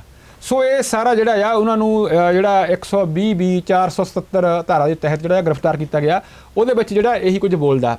ਮਨੀਸ਼ ਸਿਸੋਦੀਆ ਨੂੰ ਪਿਛਲੇ ਸਮੇਂ ਵੀ ਬੁਲਾਇਆ ਗਿਆ ਸੀਗਾ 24 ਨੂੰ ਫਰਵਰੀ ਨੂੰ, ਪਰ ਉਹ ਗਏ ਨਹੀਂ। 26 ਨੂੰ ਕੱਲ ਗਏ, 9 ਘੰਟੇ ਪੁੱਛਗਿੱਛ ਹੋਈ, ਉਹਨਾਂ ਨੂੰ ਅਰੈਸਟ ਕਰ ਲਿਆ। ਮੈਂ ਤੁਹਾਨੂੰ ਇੱਕ ਦੱਸਦਾ, ਅਸਲ ਵਿੱਚ ਜੋ ਚਰਚਾ ਸਿਆਸੀ ਤੌਰ ਤੇ ਇਹ ਆ ਕਿ ਆਮ ਆਦਮੀ ਪਾਰਟੀ ਪਹੁੰਚਣਾ ਚਾਹੁੰਦੀ ਆ ਕੇਜਰੀਵਾਲ ਤੱਕ। ਮਤਲਬ ਜੇ ਤੁਸੀਂ ਦਿਨੇਸ਼ ਅਰੋੜਾ ਜਿਹੜਾ ਇਸ ਟੋਟਲ ਵਿੱਚ ਕੰਮ ਕਰ ਰਿਹਾ ਸੀਗਾ ਉਹਨੂੰ ਸਰਕਾਰੀ ਅਗਵਾ ਬਣਾ ਲੈਂਦੇ ਆ, ਤੇ ਜਿਹੜਾ ਲੈਫਟੀਨੈਂਟ ਗਵਰਨਰ ਆ ਦਿੱਲੀ ਦਾ, ਜਿਵੇਂ ਇੱਥੇ ਪੰਜਾਬ ਦਾ ਰਾਜਪਾਲ ਆ, ਉੱਥੇ ਲੈਫਟੀਨੈਂਟ ਗਵਰਨਰ ਆ, ਉਹ ਇੱਕ ਰਿਪੋਰਟ ਮੰਗਦਾ। ਰਿਪੋਰਟ ਇਹ ਕਹਿੰਦੀ ਆ ਕਿ ਉਹਦੇ ਵਿੱਚ ਮਨੀਸ਼ ਸਿਸੋਦੀਆ ਦੀ ਇਨਵੋਲਵਮੈਂਟ ਆ ਤੇ ਕੇਸ CBI ਨੂੰ ਦਿੱਤਾ ਜਾਵੇ। ਸੋ ਜਦੋਂ ਤੁਹਾਡੀ ਆਪਣੀ ਸਰਕਾਰ ਦਾ ਕੋਈ ਅਧਿਕਾਰੀ ਰਿਪੋਰਟ ਇਹ ਦਿੰਦਾ ਕਿ ਸਰਕਾਰ 'ਚ ਘਪਲੇਬਾਜ਼ੀ ਹੋਈ ਆ ਤੇ ਉਹਦੀ CBI ਜਾਂਚ ਹੋ ਜਾਂਦੀ ਆ, ਤਾਂ ਫਿਰ ਕੁਦਰਤੀ ਜਿਹੜੀ ਗ੍ਰਿਫਤਾਰੀ ਆ, ਅਰੈਸਟ ਤਾਂ ਸਾਹਮਣੇ ਹੈ। ਪਰ ਜਿਵੇਂ ਪਹਿਲਾਂ ਕਿਹਾ, ਸਿਆਸੀ ਚਰਚਾ ਇਹ ਆ ਕਿ ਸਰਕਾਰ ਦਾ ਜਿਹੜਾ ਟਾਰਗੇਟ ਹੈ ਅਰਵਿੰਦ ਕੇਜਰੀਵਾਲ ਆ ਕਿ ਆਮ ਲੋਕਾਂ ਤੋਂ ਲੈ ਕੇ ਜਾਂ ਕੰਪਨੀ ਤੋਂ ਲੈ ਕੇ ਅਫਸਰਾਂ ਤੋਂ ਲੈ ਕੇ ਪਹਿਲਾਂ ਪਹੁੰਚਿਆ ਜਾਵੇ ਸਿਸੋਦੀਆ ਤੱਕ। ਸਿਸੋਦੀਆ ਤੋਂ ਬਾਅਦ ਜਿਹੜਾ ਕੇਜਰੀਵਾਲ ਤੱਕ ਪੁੱਜਿਆ ਜਾਵੇ। ਹੁਣ ਮੈਂ ਤੁਹਾਨੂੰ ਇਹ ਦੱਸ ਦਿੰਦਾ, ਦੇਖੋ ਵੈਸੇ ਤਾਂ ਜਿਹੜਾ ਮਨੀਸ਼ ਸਿਸੋਦੀਆ ਹੈ ਨਾ ਜੀ, ਇਹ ਕੇਜਰੀਵਾਲ ਦਾ ਖੱਬਾ ਸੱਜਾ ਹੱਥ ਆ।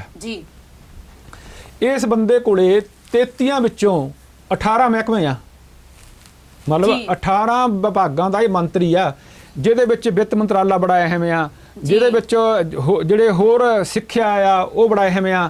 ਤੁਹਾਨੂੰ ਇੱਕ ਹੋਰ ਚੇਤੇ ਕਰਾਉਂਦਾ ਕਿ ਸਿੱਥੋਂ ਦੇ ਸਿਹਤ ਮੰਤਰੀ ਜਿਹੜੇ ਸਤਿੰਦਰ ਜੈਨ ਆ ਉਹ ਵੀ ਜੇਲ੍ਹ ਚਲੇ ਗਏ ਸੀਗੇ ਜੀ। ਉਹ ਜਿਹੜਾ ਜੇਲ੍ਹ ਜਦੋਂ ਗਏ ਸੀ ਸਿਹਤ ਮਹਿਕਮਾ ਜਿਹੜਾ ਉਹ ਵੀ ਇਹਨਾਂ ਨੂੰ ਦੇ ਦਿੱਤਾ ਸੀਗਾ। ਸੋ ਹੁਣ ਵੱਡੀ ਗੱਲ ਇਹ ਹੈ ਕਿ ਇੱਕ ਤਾਂ ਅਰਵਿੰਦ ਕੇਜਰੀਵਾਲ ਦੀ ਜਿਹੜੀ ਖੱਬੀ ਸੱਜੀ ਬਾਂਹ ਸੀ ਉਹ ਤੋੜਤੀ, ਦੂਜਾ ਇਹ ਜੇ 33 ਵਿੱਚੋਂ 18 ਮਹਿਕਮੇ ਉਹ ਸੰਭਾਲਦਾ ਸੀਗਾ ਤੇ ਹੁਣ ਕੰਮ ਜਿਹੜਾ ਸਰਕਾਰ ਦਾ ਕੰਮ ਸਾਰਾ ਲੀਹ ਤੋਂ ਲੈ ਜਾਊਗਾ। ਫਿਰ ਮਾਰਚ ਸਿਰ ਤੇ ਆ, ਤੁਹਾਨੂੰ ਬਜਟ ਪੇਸ਼ ਕਰਨਾ ਪੈਣਾ। ਬਜਟ ਕੌਣ ਤਿਆਰ ਕਰੂ, ਬਜਟ ਕੌਣ ਪੇਸ਼ ਕਰੂ? ਜੇ 31 ਮਾਰਚ ਤੱਕ ਬਜਟ ਪੇਸ਼ ਨਹੀਂ ਹੁੰਦਾ ਤਾਂ 1 ਅਪ੍ਰੈਲ ਨੂੰ ਤੁਸੀਂ ਕੌਡੀ ਖਰਚ ਨਹੀਂ ਸਕਦੇ। ਸੋ ਜਿਹੜਾ ਆਪਾਂ ਇਹ ਕਹਿ ਲਈਏ ਨਾ ਕਿ ਭਾਰਤੀ ਜਨਤਾ ਪਾਰਟੀ ਦੀ ਸਰਕਾਰ ਆ, ਉਹਨਾਂ ਨੇ ਬੜਾ ਸੋਚ ਸਮਝ ਕੇ ਜਿਹੜਾ ਨਿਸ਼ਾਨਾ ਬਿੰਨਿਆ।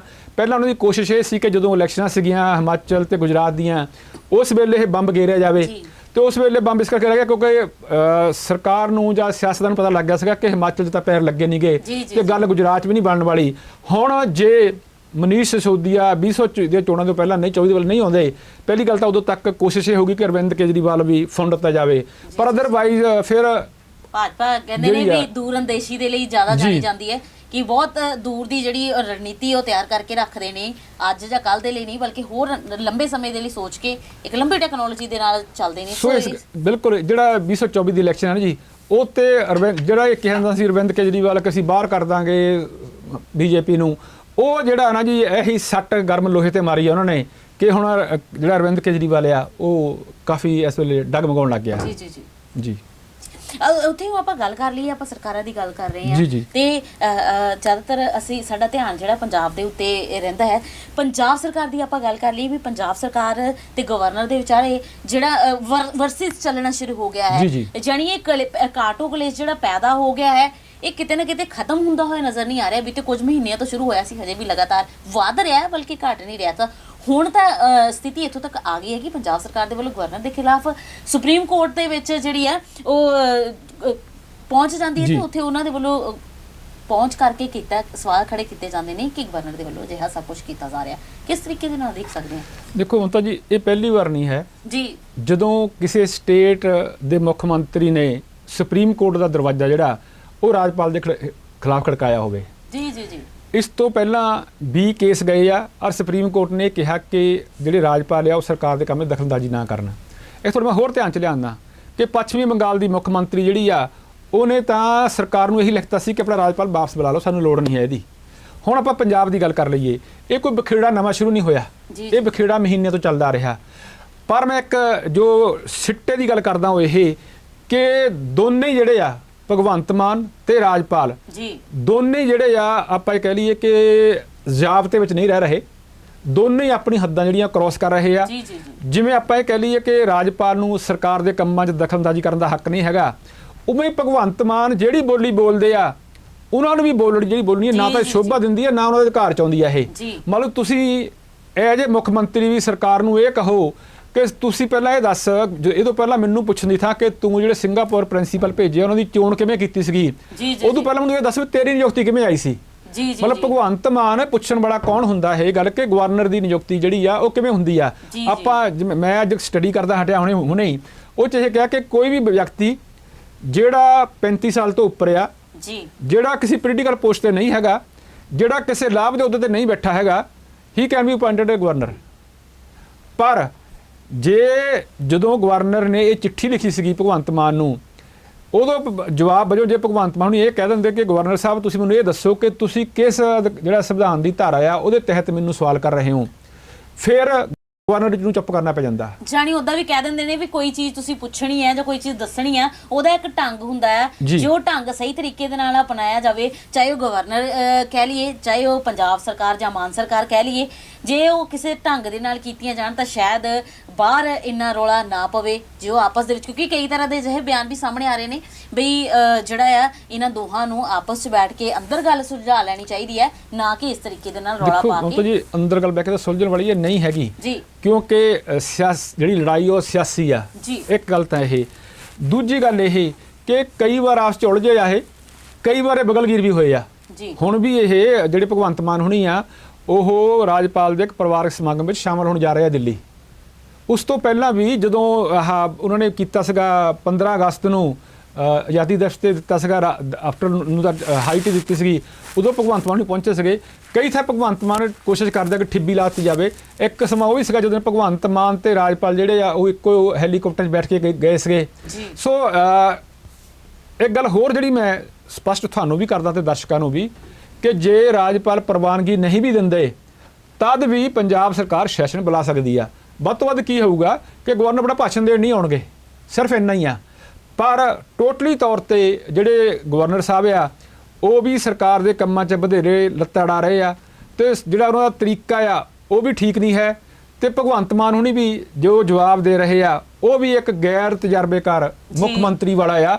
ਪਰ ਜਦੋਂ ਇਹ ਪਤਾ ਕਿ ਭਾਜਪਾ ਜਿਹੜੀ ਆ ਉਹ ਠਿੱਬੀ ਲਾਉਣ ਲੱਗੀ ਹੋਈ ਆ ਆਮ ਆਦਮੀ ਪਾਰਟੀ ਨੂੰ, ਔਰ ਮੈਂ ਇੱਥੇ ਇਹ ਗੱਲ ਕਹਿੰਦਾ ਕਿ ਜਿਹੜਾ ਗਵਰਨਰ ਹੈ ਨਾ ਜੀ, ਉਹ ਚਾਹੇ ਕੇਂਦਰ ਸਰਕਾਰ ਵੱਲੋਂ ਲਾਇਆ ਜਾਂਦਾ, ਚਾਹੇ ਉਹ ਉਸ ਪਾਰਟੀ ਦਾ ਵਰਕਰ ਹੀ ਰਿਹਾ ਹੁੰਦਾ ਜਾਂ ਲੀਡਰ ਰਿਹਾ ਹੁੰਦਾ, ਪਰ ਇਸ ਵੇਲੇ ਉਹ ਆ ਕੇ ਨਾਨ ਪੋਲੀਟੀਕਲ ਬੰਦਾ ਬਣ ਜਾਂਦਾ। ਇਸ ਤੋਂ ਪਹਿਲਾਂ ਇਹ ਹੁੰਦਾ ਸੀਗਾ ਕਿ ਜਿਹੜੀਆਂ ਸਰਕਾਰਾਂ ਆ ਨਾ ਜੀ, ਉਹਨਾਂ ਦੀ ਗਵਰਨਰ ਨਾਲ ਕਾਫੀ ਤੈਅ ਬੈਠਦੀ ਰਹੀ ਆ। ਸਰਕਾਰਾਂ ਆਪਣੀ ਮਨਮਰਜ਼ੀ ਇਨਡਾਇਰੈਕਟਲੀ ਡਾਇਰੈਕਟਲੀ ਚਾਹੁੰਦੀਆਂ ਰਹਿੰਦੀਆਂ। ਉਹ ਗਵਰਨਰ ਨੂੰ ਇਹ ਕਹਿੰਦੀਆਂ ਸੀ ਕਿ ਅਸੀਂ ਆਹ ਕੰਮ ਕਰਾਉਣਾ ਆ, ਤੁਹਾਨੂੰ ਇੱਕ 3 ਬੰਦਿਆਂ ਦਾ ਪੈਨਲ ਭੇਜ ਰਹੇ ਆ, ਪਰ ਤੁਸੀਂ ਜੀ ਸੁਨੇਹਾ ਪਹੁੰਚਾਉਂਦੇ ਕਿ ਤੁਸੀਂ ਜਿਹੜੀ ਮੋਹਰ ਜਿਹੜੀ ਆ ਉਹ ਉੱਪਰਲੇ ਤੇ ਲਾ ਦਿਓ। ਪਰ ਹੁਣ ਭਗਵੰਤ ਮਾਨ ਦੀ ਕਿਉਂਕਿ ਬਣਦੀ ਨਹੀਂ ਹੈ, ਭਗਵੰਤ ਮਾਨ ਕਈ ਆਪਣੀ ਮਨਮਰਜ਼ੀ ਕਰ ਜਾਂਦੇ ਆ, ਤੇ ਕਈ ਥਾਂ ਜਿਹੜਾ ਆ ਉਹ ਉਹਨਾਂ ਨੂੰ ਪੈਨਲ ਭੇਜ ਦਿੰਦੇ ਆ। ਫਿਰ ਉਹ ਜਿਹੜਾ ਗਵਰਨਰ ਆ ਉਹ ਪੈਨਲ ਜਿਹੜਾ ਆ ਉਹ ਤੇ ਰਿਜੈਕਸ਼ਨ ਕਰਨ ਦਾ ਜਾਂ ਕੁਝ ਵੀ ਕਰਨ ਦਾ, ਕਿਉਂਕਿ ਉਹ ਚਾਹੁੰਦੇ ਨਹੀਂ ਹੁੰਦੇ ਕਿ ਜੋ ਭਗਵੰਤ ਮਾਨ ਚਾਹੁੰਦਾ ਆ ਉਹ ਕੁਝ ਹੋਵੇ। ਸੋ ਭਗਵੰਤ ਮਾਨ ਹੁਣੀ ਵੀ ਕਈ ਸਾਰੇ ਕੰਮ ਜਿਹੜੇ ਆ ਦਲੀਲਾਂ ਦੇ ਦੱਸ ਸਕਦੇ ਆ ਜਿੱਥੇ ਉਹ ਵੀ ਨਹੀਂ ਕਰ ਰਹੇ। ਫਾਰ ਐਗਜ਼ਾਮਪਲ ਆਪਾਂ ਗੱਲ ਕਹਿ ਲਈਏ ਕਿ ਜਿਹੜਾ ਯੂਨੀਵਰਸਿਟੀ ਦਾ ਲਾਉਣਾ ਸੀ ਵਾਈਸ ਚਾਂਸਲਰ ਬਾਬਾ ਫਰੀਦ ਦਾ, ਉਹਨਾਂ ਨੇ ਆਪਣੀ ਮਰਜ਼ੀ ਨਾਲ ਲਾਤਾ, ਬਾਅਦ 'ਚ ਇਨਫੋਰਮ ਕਰਤਾ, ਪਰ ਇਹ ਗਵਰਨਰ ਕਹਿੰਦਾ ਵੀ ਤੁਸੀਂ ਮੈਨੂੰ ਕਿਉਂ ਨਹੀਂ ਪੁੱਛਿਆ। ਜਦੋਂ ਕਿ ਜੇ ਸਰਕਾਰ ਚਾਹੁੰਦੀ ਤਾਂ ਗਵਰਨਰ ਨੂੰ ਅੜਿੱਕਾ ਪਾਉਣ ਕਹਿਣ ਦੀ ਥਾਂ ਜਾਂ ਹੋਰ ਸ਼ਬਦ ਬੋਲਣ ਦੀ ਥਾਂ ਕਹਿ ਸਕਦੀ ਸੀਗੀ ਕਿ ਜਿਹੜੀ ਬਾਬਾ ਫਰੀਦ ਯੂਨੀਵਰਸਿਟੀ ਆ ਇਹ ਯੂਨੀਵਰਸਿਟੀ ਗ੍ਰਾਂਟਸ ਕਮਿਸ਼ਨ ਦੇ ਅੰਡਰ ਨਹੀਂ ਆਉਂਦੀ ਹੈਗੀ, ਇਹ ਤਾਂ ਮੈਡੀਕਲ ਕਮਿਸ਼ਨ ਦੇ ਅੰਡਰ ਆਉਂਦੀ ਆ, ਇਸ ਕਰਕੇ ਗਵਰਨਰ ਦੇ ਘਰ ਖਿੱਚੋ ਬਾਹਰ ਆ। ਮਤਲਬ ਜਿਹੜੀ ਗੱਲ ਤੁਸੀਂ ਦਲੀਲ ਨਾਲ ਸਮਝਾ ਸਕਦੇ ਹੋ, ਜਿਹੜੀ ਗੱਲ ਤੁਸੀਂ ਚਿੱਠੀਆਂ ਰਾਹੀਂ ਸੁਲਝਾ ਸਕਦੇ ਹੋ, ਉਹ ਤੁਸੀਂ ਚਿੱਠੀਆਂ ਦੀ ਥਾਂ ਟਵੀਟ ਕਰਕੇ ਜਾਂ ਕੌੜੇ ਬੋਲ ਕੇ ਜਿਹੜੀ ਆ ਹੋਰ ਵਿਗਾੜ ਰਹੇ ਹੋ। ਸੋ ਹਾਂ ਦੇਖੋ, ਸੁਪਰੀਮ ਕੋਰਟ ਵਿੱਚ ਜਿਹੜੀ ਆ ਫੈਸਲਾ ਆ ਉਹ ਤਾਂ ਪੰਜਾਬ ਸਰਕਾਰ ਦੇ ਹੱਕ 'ਚ ਆਉਣ ਦੀ ਸੰਭਾਵਨਾ ਆ, ਪਰ ਚਾਹੀਦਾ ਇਹ ਆ ਕਿ ਇਹਦੇ ਨਾਲ ਜਿਹੜਾ ਨੁਕਸਾਨ ਆ ਪੰਜਾਬ ਦਾ ਉਹ ਹੋਣਾ, ਉਹ ਰੋਕਣਾ ਚਾਹੀਦਾ। ਪਰ ਜਿਹੜਾ ਇਹਦੇ ਲਈ ਦੋਨੇ ਧਿਰਾਂ ਜਿਹੜੀਆਂ ਆ ਉਹ ਗੰਭੀਰ ਨਹੀਂ ਹੈਗੇ। ਭਗਵੰਤ ਮਾਨ ਹੁਣੇ ਇੱਕ ਵਾਰ ਮੇਰੇ ਮਨ 'ਚ ਸਵਾਲ ਹੁੰਦਾ ਕਈ ਵਾਰੀ ਕਿ ਜੇ ਭਗਵੰਤ ਮਾਨ ਨੂੰ ਕੋਈ ਸੁਪਰੀਮ ਕੋਰਟ ਕੋਈ ਪੁੱਛੇ ਤਾਂ ਕਿ ਭਗਵੰਤ ਮਾਨ ਸੁਪਰੀਮ ਕੋਰਟ ਨੂੰ ਵੀ ਇਹੀ ਕਹਿਣਗੇ ਕਿ ਮੈਂ ਤਾਂ 3 ਕਰੋੜ ਲੋਕਾਂ ਨੂੰ ਜਵਾਬ ਦੇ ਆ, ਤੁਹਾਨੂੰ ਥੋੜਾ ਜਵਾਬ ਦੇ ਆ। ਇਹੋ ਗੱਲ ਜਿਹੜੀ ਆ ਉਹ ਟੁੱਕਦੀ ਆ ਗਵਰਨਰ ਉੱਤੇ ਕਿ ਇਹ ਕਹਿਣਾ ਕਿ ਮੈਂ 3 ਕਰੋੜ ਲੋਕਾਂ ਨੂੰ ਜਵਾਬ ਦੇ ਆ, ਤੁਹਾਨੂੰ ਜਵਾਬ ਦੇ ਨਹੀਂ ਹੈਗਾ। ਇਹ ਗੱਲਾਂ ਜਿਹੜੀਆਂ ਮੈਨੂੰ ਲੱਗਦਾ ਕਿ ਸ਼ੋਭਾ ਨਹੀਂ ਦਿੰਦੀਆਂ। ਪੰਜਾਬ ਸਰਕਾਰ ਦੀ ਹੋਈ ਆਪਾਂ ਗੱਲ ਕਰ ਰਹੇ ਹਾਂ ਬੰਦਾ ਜੀ, ਗੱਲ ਕੀਤੀ ਜਾਵੇ ਪੰਜਾਬ ਸਰਕਾਰ ਦੇ ਵੱਲੋਂ ਜਿਵੇਂ ਕਿ ਸਿੱਖਿਆ ਨੂੰ ਲੈ ਕੇ ਵੱਡੇ ਪੱਧਰ ਦੇ ਉੱਤੇ ਕੰਮ ਕੀਤੇ ਜਾ ਰਹੇ ਨੇ, ਬਹੁਤ ਕੁਝ ਸਿੱਖਿਆ ਨੂੰ ਲੈ ਕੇ ਕਰ ਵੀ ਚੁੱਕੀ ਹੈ ਪੰਜਾਬ ਸਰਕਾਰ, ਇਸ ਦੇ ਵਿੱਚ ਕੋਈ ਸ਼ੱਕ ਨਹੀਂ ਹੈ। ਸੋ ਇਸੇ ਦੇ ਤਹਿਤ ਕਿਉਂਕਿ ਸਿੱਖਿਆ ਵਾਲਾ ਮਾਡਲ ਜਿਹੜਾ ਸੀਗਾ ਉਹਨਾਂ ਦੇ ਵੱਲੋਂ ਖਾਸ ਜਿਹੜੀਆਂ ਉਹਨਾਂ ਦੇ ਮੈਨੀਫੈਸਟੋ ਜਾਰੀ ਕੀਤਾ ਸੀ, ਉਹਨਾਂ ਖਾਸ ਦੇ ਵਿੱਚੋਂ ਇੱਕ ਸੀਗਾ।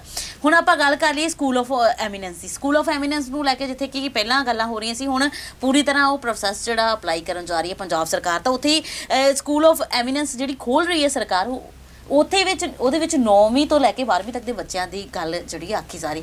ਹੁਣ ਸਵਾਲ ਇੱਥੇ ਇਹ ਹੈ ਭਈ ਬਾਕੀ ਬੱਚਿਆਂ ਦਾ ਕੀ ਬਣੇਗਾ ਜੀ, ਕਿਉਂਕਿ ਕਹਿੰਦੇ ਨੇ ਬੱਚੇ ਤਾਂ ਦੇਸ਼ ਦਾ ਭਵਿੱਖ ਹੁੰਦੇ ਨੇ, ਤੇ ਫਿਰ ਹੁਣ ਉਹ 1 ਜਾਂ 2 ਜਾਂ 1 ਕਲਾਸ ਵਾਈਜ਼ ਤਾਂ ਆਪਾਂ ਕਾਊਂਟ ਨਹੀਂ ਕਰ ਸਕਦੇ, ਤੇ ਫਿਰ ਬਾਕੀ ਬੱਚਿਆਂ ਨੂੰ ਇਸ ਤਰੀਕੇ ਨਾਲ ਕਿਸ ਤਰ੍ਹਾਂ। ਮਮਤਾ ਜੀ ਦੇਖੋ, ਭਗਵੰਤ ਮਾਨ ਨੂੰ ਇਹ ਕਹਿੰਦੇ ਆ ਕਿ ਮੈਂ ਦਿੱਲੀ ਮਾਡਲ ਲਾਗੂ ਕਰਨਾ ਸਿਹਤ ਤੇ ਸਿੱਖਿਆ ਦੋਨਾਂ ਉੱਤੇ ਜੀ। ਆਪਾਂ ਜੇ ਸਿਹਤ ਦੀ ਗੱਲ ਕਰੀਏ ਤਾਂ ਜਿਹੜੇ ਆਮ ਆਦਮੀ ਪਾਰਟੀ ਕਲੀਨਿਕ ਖੋਲ੍ਹੇ ਗਏ ਆ ਉਹ ਕੋਈ ਬਹੁਤੇ ਕਾਮਯਾਬ ਨਹੀਂ ਹੋਏ ਹੈਗੇ। ਐਂ ਹੀ ਜਿਹੜੀ ਸਿੱਖਿਆ ਆ ਉਹਦੇ ਵਿੱਚ ਵੀ ਜਿਹੜੇ ਆ ਕਈ ਤਰ੍ਹਾਂ ਦੀਆਂ ਫੈਸਲੇ ਚੰਗੇ ਮਾੜੇ ਹੁੰਦੇ ਰਹੇ ਆ। ਕਈ ਫੈਸਲੇ ਜਿਹੇ ਆ ਜਿਹੜੇ ਭਗਵੰਤ ਮਾਨ ਨੇ ਲਾਗੂ ਕਰਨੇ ਚਾਹੇ ਪਰ ਉਹ ਨਹੀਂ ਹੋਏ ਹੈਗੇ। ਉਦਾਹਰਨ ਵਜੋਂ ਮੈਂ ਦੱਸ ਦਿੰਦਾ, ਉਹਨਾਂ ਨੇ ਕਿਹਾ ਸੀ ਕਿ ਜਿਹੜੇ ਅਧਿਆਪਕ ਆ ਉਹਨਾਂ ਕੋਲੋਂ ਗੈਰ ਵਿਦਿਆ ਕੰਮ ਨਹੀਂ ਲਏ ਜਾਣਗੇ। ਵਿਰੋਧੀ ਧਿਰ ਹੁੰਦੇ ਕਹਿੰਦੇ ਰਹੇ ਤੇ ਹੁਣ ਵੀ ਕਹਿੰਦੇ ਰਹੇ ਆ, ਔਰ ਲਏ ਜਾ ਰਹੇ ਆ। ਹੁਣ ਜੇ ਆਪਾਂ ਸਕੂਲ ਆਫ ਐਮੀਨੈਂਸ ਦੀ ਗੱਲ ਕਰ ਲਈਏ, ਉਹ ਇਹ ਆ ਕਿ ਪੂਰੇ ਪੰਜਾਬ 'ਚ 117 ਸਕੂਲ ਆਫ ਐਮੀਨੈਂਸ ਖੋਲ੍ਹਣੇ ਆ ਜੀ। ਇਹਨਾਂ ਵਿੱਚ ਜਿਹੜੀ ਰਜਿਸਟ੍ਰੇਸ਼ਨ ਹੈ ਨਾ ਜੀ, ਉਹ ਤੁਸੀਂ 10 ਮਾਰਚ ਤੱਕ ਕਰਾ ਸਕਦੇ ਹੋ, ਤੇ 19 ਮਾਰਚ ਨੂੰ ਜਿਹੜਾ ਆ ਉਹ ਪ੍ਰੀਖਿਆ ਹੋਣੀ ਆ। ਮਤਲਬ ਐਗਜ਼ਾਮ ਲੈ ਕੇ ਟੈਸਟ ਲੈ ਕੇ ਹੀ ਬੱਚੇ ਜਿਹੜੇ ਆ ਦਾਖਲ ਕੀਤੇ ਜਾਣੇ ਆ। ਕੋਈ 30,000 ਸੀਟਾਂ ਆ, ਜਿਹਦੇ ਵਿੱਚੋਂ 75% ਸੀਟਾਂ ਜਿਹੜੀਆਂ ਉਹ ਸਰਕਾਰੀ ਸਕੂਲਾਂ ਦੇ ਬੱਚਿਆਂ ਲਈ ਆ ਤੇ 25 ਹੈਗੀਆਂ ਪ੍ਰਾਈਵੇਟ ਸਕੂਲਾਂ ਦੇ ਬੱਚਿਆਂ ਲਈ। ਹੁਣ ਸਵਾਲ ਇਹ ਪੈਦਾ ਹੁੰਦਾ ਕਿ ਜੇ ਤੁਸੀਂ ਨਾ ਐਮੀਨੈਂਸ ਸਕੂਲਾਂ ਵਿੱਚ ਜਿਹੜੇ ਉਹ ਸਕੂਲ ਆ ਕਿਹਾ ਜਾਂਦਾ ਕਿ ਜਿਹੜੇ ਸਕੂਲ ਚਮਕ ਦਮਕ ਵਾਲੇ ਆ, ਜਿਹਨਾਂ ਦੀਆਂ ਉਹ ਬਿਲਡਿੰਗਾਂ ਚਮਕ ਦਮਕ ਰੱਖਦੀਆਂ, ਉਹਨਾਂ ਨੂੰ ਸਕੂਲ ਐਮੀਨੈਂਸ ਨਾਂ ਦਿੱਤਾ ਗਿਆ। ਹੁਣ ਜਿਹੜੇ ਬੱਚੇ 1 ਤੋਂ ਲੈ ਕੇ 8ਵੀਂ ਤੱਕ ਆ ਜੀ ਜੀ ਉਹ ਕਿੱਥੇ ਜਾਣਗੇ? ਇਹਦਾ ਮਤਲਬ ਉਹਨਾਂ ਨੂੰ ਨਾਲ ਦੇ ਪਿੰਡਾਂ ਸਕੂਲਾਂ ਜਾਣਾ ਪਊਗਾ। ਤੇ ਜਿਹੜਾ ਸਕੂਲ ਆ ਸਰਕਾਰ ਇਹ ਕਹਿੰਦੀ ਆ ਕਿ ਸਕੂਲ ਜਿਹੜਾ ਇੰਨੇ ਕਿਲੋਮੀਟਰ ਤੋਂ ਨੇੜੇ ਨਾ ਹੋਵੇ। ਮਤਲਬ ਇੱਕ ਪਾਸੇ ਬੱਚੇ ਜਿਹੜੇ ਆ ਤੁਸੀਂ ਉਹਨਾਂ ਨੂੰ ਵਰਦੀਆਂ ਦਿੰਦੇ ਹੋ, ਮਿਡ ਡੇ ਮੀਲ ਦਿੰਦੇ ਹੋ, ਤੁਹਾਨੂੰ ਪਤਾ ਕਿ ਸਾਡੇ ਕੋਲੇ ਸਰਕਾਰੀ ਬੱਸਾਂ ਦਾ ਸਕੂਲਾਂ ਸੰਬੰਧ ਨਹੀਂ ਹੈਗਾ। ਤਾਂ ਇਹ ਜਿਹੜਾ ਫੈਸਲਾ ਨਾ, ਜਿਵੇਂ ਮੈਂ ਤਾਂ ਇਸ ਫੈਸਲੇ ਨੂੰ ਅਹਿਮ ਕਰਨਾ ਫੈਸਲਾ ਕਹਾਂਗਾ, ਪਹਿਲਾਂ ਚਾਹੀਦਾ ਸੀਗਾ ਕਿ ਉਹਨਾਂ ਬੱਚਿਆਂ ਲਈ ਪ੍ਰਬੰਧ ਕੀਤਾ ਜਾਂਦਾ, ਫਿਰ ਸਕੂਲ ਜਿਹੜੇ ਐਮੀਨੈਂਸ ਸਾਹਿਬ ਖੁੱਲ੍ਹ ਜਾਂਦੇ। ਹੁਣ ਮੈਂ ਤੁਹਾਡੇ ਧਿਆਨ 'ਚ ਲਿਆਉਣਾ ਕਿ ਪੰਜਾਬ ਵਿੱਚ 19,995 ਸਰਕਾਰੀ ਸਕੂਲ ਆ, ਉਹਨਾਂ 'ਚ 28 ਲੱਖ ਬੱਚੇ ਆ। ਤੇ ਜਿਹੜੇ ਹੁਣ ਸਕੂਲ ਐਮੀਨੈਂਸ ਖੋਲ੍ਹੇ ਜਾਣੇ ਆ, ਇਹਨਾਂ ਵਿੱਚ ਕੋਈ 3 ਲੱਖ ਬੱਚੇ ਇਹਨਾਂ ਨੇ ਦਾਖਲ ਕਰਨੇ ਆ ਜੀ। ਸੋ ਇਹ ਜਿਹੜਾ ਟੋਟਲ ਪ੍ਰੋਸੈਸ ਹੋਊਗਾ, ਇਹ ਇਸ ਕਰਕੇ ਮਾਰ ਖਾ ਜਾਣਾ ਕਿ ਮਾਪਿਆਂ ਨੇ ਵਿਰੋਧ ਕਰਨਾ ਕਿ ਸਾਡੇ ਬੱਚੇ ਜਿਹੜੇ ਆ ਉਹ ਕਿੱਥੇ ਜਾਣ, ਜਿਹੜੇ ਬੱਚਿਆਂ ਕੋਲ ਸਾਧਨ ਨਹੀਂ ਹੈਗਾ। ਹੁਣ ਆਪਾਂ ਇਹ ਕਹਿ ਲਈਏ ਕਿ ਇੱਕ ਆਮ ਪਰਿਵਾਰ ਦੇ ਬੱਚਿਆਂ ਕੋਲ ਕੋਈ ਸਾਈਕਲ ਵੀ ਉਹ ਵੀ ਨਹੀਂ ਹੁੰਦਾ ਹੈਗਾ। ਸੋ ਬੱਚੇ ਕਿਵੇਂ ਜਾਣਗੇ? ਅਗਲੀ ਗੱਲ ਮੈਂ ਤੁਹਾਨੂੰ ਇੱਕ ਹੋਰ ਧਿਆਨ 'ਚ ਲਿਆਉਣਾ ਕਿ ਕੈਪਟਨ ਸਰਕਾਰ ਨੇ ਵੀ 1300 ਸਮਾਰਟ ਸਕੂਲ ਖੋਲ੍ਹੇ ਸੀਗੇ ਜੀ। ਪਰ ਉਹ ਸਮਾਰਟ ਸਕੂਲ ਜਿਹੜੇ ਆ ਉਹ ਕ੍ਰਿਸ਼ਨ ਕੁਮਾਰ ਹੁਣੀ ਰੰਗ ਰੋਗਨ ਨਾਲ ਬਿਲਡਿੰਗਾਂ ਚਮਕਾਤੀਆਂ। ਪਰ ਉਹ ਇਹ ਵੀ ਕਲੇਮ ਕਰਦੇ ਰਹੇ ਕਿ ਪੰਜਾਬ ਸਿੱਖਿਆ ਨੰਬਰ 1 ਆ ਗਿਆ। ਪੰਜਾਬ ਸਿੱਖਿਆ ਦੇ ਪੱਖੋਂ ਤਾਂ 27ਵੇਂ ਸਥਾਨ ਤੇ ਰਿਹਾ, ਪਰ ਬਿਲਡਿੰਗਾਂ ਕਰਕੇ ਜਿਹੜਾ ਆ ਉਹ ਪਹਿਲੇ ਸਥਾਨ ਤੇ ਆ ਗਿਆ। ਉਹ ਵੀ ਜਿਹੜੀ ਬਿਲਡਿੰਗਾਂ ਆ ਕੋਈ NRI ਤੋਂ ਲੈ ਲਈਆਂ, ਕੋਈ ਪੰਚਾਇਤਾਂ ਕੋਲ ਕਰਾ ਲਈਆਂ, ਇਹ ਕੁਝ ਕਰਦੇ ਰਹੇ ਆ।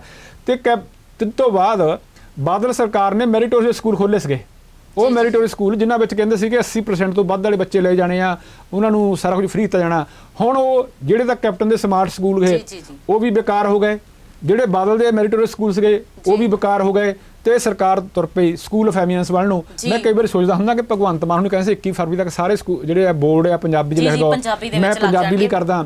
ਤੇ ਤੁਸੀਂ ਜਿਹੜਾ ਨਾਂ ਆ ਸਕੂਲਾਂ ਨੂੰ ਉਹ ਤਾਂ ਸਕੂਲ ਆਫ ਐਮੀਨੈਂਸ ਦਾ ਦੇ ਦਿੱਤਾ, ਉਹ ਅੰਗਰੇਜ਼ੀ ਦਾ ਨਾਂ ਤੁਸੀਂ ਦੇ ਦਿੱਤਾ, ਹਨਾ। ਬੇहद ਅਹਿਮ ਹੋ ਜਾਂਦਾ ਇੱਥੇ, ਕਿਉਂਕਿ ਜਦੋਂ ਸਰਕਾਰ ਦੂਸਰਿਆਂ ਦੇ ਲਈ ਅਜਿਹੇ ਫਰਮਾਨ ਜਾਰੀ ਕਰਦੀ ਹੋਵੇ ਤਾਂ ਖੁਦ ਅਜਿਹੀਆਂ ਚੀਜ਼ਾਂ ਅਪਲਾਈ ਕੀਤੀਆਂ ਜਾਣ ਤਾਂ ਸਵਾਲ ਉੱਥੇ ਜ਼ਰੂਰ ਵੱਡੇ ਖੜੇ ਹੋ ਜਾਂਦੇ ਨੇ। ਸੋ ਗੱਲ ਕੀਤੀ ਜਾਵੇ ਪੰਜਾਬ ਤੇ ਦੇਸ਼ ਦੇ ਨਾਲ ਜੁੜੇ ਅਹਿਮ ਤੇ ਗੰਭੀਰ ਮੁੱਦਿਆਂ ਦੇ ਬਾਬਤ ਵਿਚਾਰ ਚਰਚਾ ਕੀਤੀ ਗਈ, ਵਿਵਾਕ ਵਿਸ਼ਲੇਸ਼ਣ ਕਹਿ ਸਕਦੇ ਹਾਂ ਕੀਤਾ ਗਿਆ। ਗੱਲ ਕੀਤੀ ਜਾਵੇ ਇਸੇ ਦੇ ਵਿੱਚ ਕੋਈ ਵੀ ਘਟਨਾ ਬੇਸ਼ੱਕ ਵਾਪਰਦੀ ਹੈ, ਕਿਸੇ ਵੀ ਤਰ੍ਹਾਂ ਦੀ ਹੋਵੇ, ਚਾਹੇ ਉਹ ਸਿਆਸੀ ਜਿਹੜੀ ਬਦਲਾਖੋਰੀ ਦੀਆਂ ਗੱਲਾਂ ਹੋਣ ਜਾਂ ਫਿਰ ਉਹ ਵਾਰ ਪਲਟਵਾਰ ਦਾ ਸਿਲਸਿਲਾ ਹੋਵੇ ਰਾਜਨੀਤੀ ਦੇ ਵਿੱਚ, ਜਾਂ ਫਿਰ ਸੂਬੇ ਦੇ ਵਿੱਚ ਕੋਈ ਵੀ ਘਟਨਾ ਘਟ ਰਹੀ ਹੋਵੇ ਜਾਂ ਘਟਣੀ ਹੋਵੇ, ਜਿਹੜਾ ਪ੍ਰਭਾਵ ਆ ਉਹ ਹਮੇਸ਼ਾ ਆਮ ਵਿਅਕਤੀ ਦੇ ਉੱਤੇ ਹੀ ਪੈਂਦਾ ਹੈ। ਸੋ ਇਹ ਸੂਬੇ ਦੇ ਜਿਹੜੇ ਹਾਲਾਤ ਨੇ ਉਹ ਕਦੋਂ ਸੁਧਰਨਗੇ ਇਹ ਤਾਂ ਸ਼ਾਇਦ ਆਉਣ ਵਾਲਾ ਸਮਾਂ ਹੀ ਦੱਸੇਗਾ। ਪਰ ਬਤੌਰ ਮੀਡੀਆ ਜਾਂ ਬਤੌਰ ਜਰਨਲਿਸਟ ਸਾਡੇ ਵੱਲੋਂ ਜ਼ਰੂਰ ਕੋਸ਼ਿਸ਼ ਕੀਤੀ ਜਾਂਦੀ ਹੈ ਕਿ ਇਹਨਾਂ ਸਭ ਚੀਜ਼ਾਂ ਨੂੰ ਜਿਹੜਾ ਆ ਪੜਚੋਲ ਕਰਦਿਆਂ ਹੱਲ ਲੱਭਣ ਦੀ ਕੋਸ਼ਿਸ਼ ਕੀਤੀ ਜਾਵੇ। ਮਮਤਾ ਜੀ ਮੈਨੂੰ ਇੱਕ ਇਜਾਜ਼ਤ ਦਿਓ, ਮੈਂ ਵੀ ਕਹਦਾ ਤੁਸੀਂ ਵਿਵਾਕ ਕਿਹਾ ਨਾ, ਮੇਰੀ ਕੋਸ਼ਿਸ਼ ਹੁੰਦੀ ਹੈ ਵਿਵਾਕ ਦੇ ਨਾਲ ਨਿਰਪੱਖ ਵੀ ਹੋਵੇ, ਨਿਰਪੱਖਤਾ ਪੱਲਾ ਨਾ ਛੱਡਿਆ ਜਾਵੇ। ਕੋਈ ਜਰਨਲਿਸਟ ਹੈ ਨਾ ਜੀ, ਹੋਣਾ ਬਹੁਤ ਜ਼ਰੂਰੀ ਹੈ ਜੀ। ਜਰਨਲਿਸਟ ਜਿਹੜਾ ਧਰਮ ਹੈ ਨਾ ਜੀ, ਉਹ ਪੱਤਰਕਾਰਤਾ ਧਰਮ ਹੋਇਆ ਕਰਦਾ, ਨਾ ਕਿ ਕੋਈ ਨਾ ਸਾਡੀ ਕੋਈ ਪਾਰਟੀ ਸਿਆਸੀ ਪਾਰਟੀ ਆ, ਨਾ ਸਾਡੀ ਕੋਈ ਹੋਰ ਕੁਝ ਆ। ਆਪਣੀ ਜਿਹੜੀ ਕੋਸ਼ਿਸ਼ ਹੁੰਦੀ ਹੈ ਕਿ ਨਿਰਪੱਖਤਾ ਨਾਲ ਜਿਹੜੀ ਚੀਰ ਫਾੜ ਕੀਤੀ ਜਾਵੇ। ਜੀ ਸੋ ਨਿਰਪੱਖਤਾ ਦੇ ਨਾਲ ਜਿਹੜੀ ਆ ਚੀਜ਼ਾਂ ਅੱਗੇ ਰੱਖੀਆਂ ਜਾਂਦੀਆਂ ਨੇ, ਹਰ ਪੱਖ ਜਿਹੜਾ ਅੱਗੇ ਰੱਖਿਆ ਜਾਂਦਾ ਹੈ। ਸੋ ਇਸੇ ਦੇ ਤਹਿਤ ਅੱਜ ਦਾ ਇਹ ਪ੍ਰੋਗਰਾਮ ਅਸੀਂ ਖਤਮ ਕਰਦੇ ਹਾਂ। ਸਾਨੂੰ ਇਜਾਜ਼ਤ। ਧੰਨਵਾਦ। ਸਤਿ ਸ੍ਰੀ ਅਕਾਲ, ਸ਼ੁਕਰੀਆ, ਮਿਹਰਬਾਨੀ।